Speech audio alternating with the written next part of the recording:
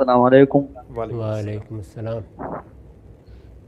جی میرا سوال آپ سے یہ ہے کہ میں دین کا سرے سے تعلیم میں دین کا سرے سے تحقیق شروع کرنا چاہتا ہوں، تو قرآن اور حدیث تو ہے ہی اس کے لیے، لیکن میں بنیادی چیزیں کیا ہے کہ میں اس کو پڑھوں اور شروعات کس سے کروں؟ اور دوسرا سوال یہی ہے کہ سر کو ٹانگنا اور شلوار کو ٹخنوں سے اوپر رکھنا، اس کا شرعی حیثیت کیا ہے؟ محوذ ایک سوال آپ کا پہلا سوال کا جواب دیتے ہیں، انشاءاللہ دوسرے سوال کے لیے آپ جو نا رابطہ کر لیجیے گا ایپ میں۔ پہلا سوال آپ سمجھ گئے؟ جی وہ کہہ رہے ہیں کہ دین کو وہ شروع سے پڑھنا چاہتے ہیں، تو اس کے لیے کیا بنیادی چیزیں ہیں، ان کو کیا پڑھنی چاہیے؟ اللہ کی کتاب قرآن مجید کو پڑھیں، سب سے زیادہ اہمیت اسی کی ہے، اور اس کو پڑھنے کا صحیح طریقہ اختیار کریں۔ اگر کوئی تفسیر اٹھا لیں گے تو پہلے ہی مرحلے میں الجھ جائیں گے۔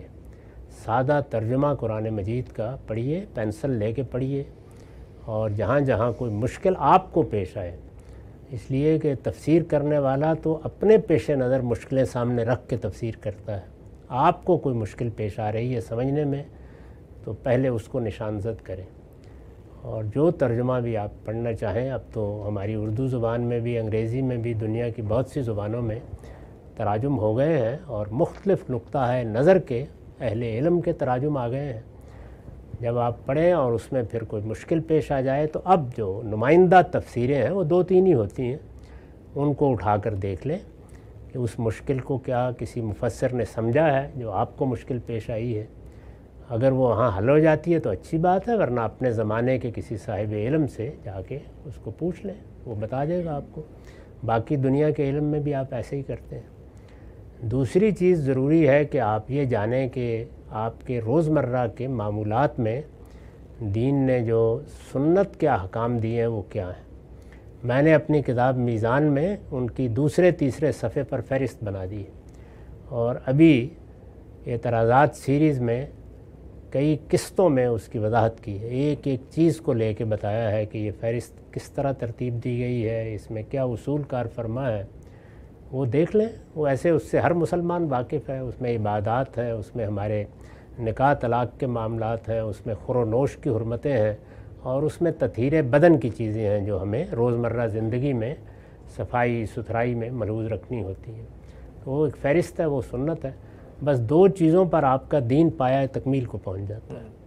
اس دین کو یعنی جو قرآن میں اور سنت میں بیان ہوا ہے، مختلف اہل علم اپنی کتابوں میں بیان بھی کرتے رہتے ہیں۔ اس میں ہماری پوری مسلمانوں کی تاریخ میں 3 بڑے اہل علم ہیں جنہوں نے اس پورے کے پورے دین کو پیش کیا ہے اپنے فہم کے مطابق۔ ان میں سے آپ تینوں کا مطالعہ کر لیں۔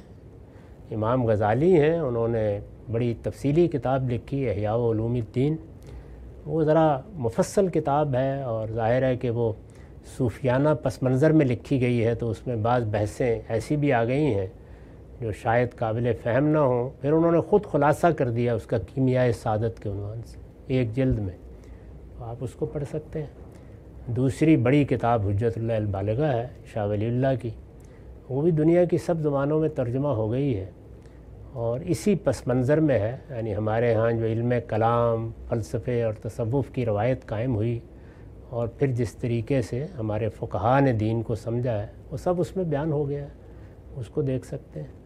تیسری مولانا سید ابوالعلا صاحب مودودی کی اسلامی نظام زندگی ہے، اور اسی کا ایک بڑا مختصر خلاصہ ان کی کتاب دینیات ہے، ورڈز انڈرسٹینڈنگ اسلام کے نام سے اس کا انگریزی میں بھی ترجمہ ہے۔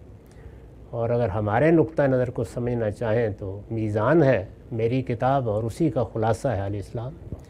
تو آپ ان چاروں کو اگر تقابلی طور پر پڑھ لیتے ہیں تو بس اسلام کا علم تو مکمل ہو گیا، باقی علم کی کوئی انتہا نہیں، ساری زندگی پڑھتے رہیے۔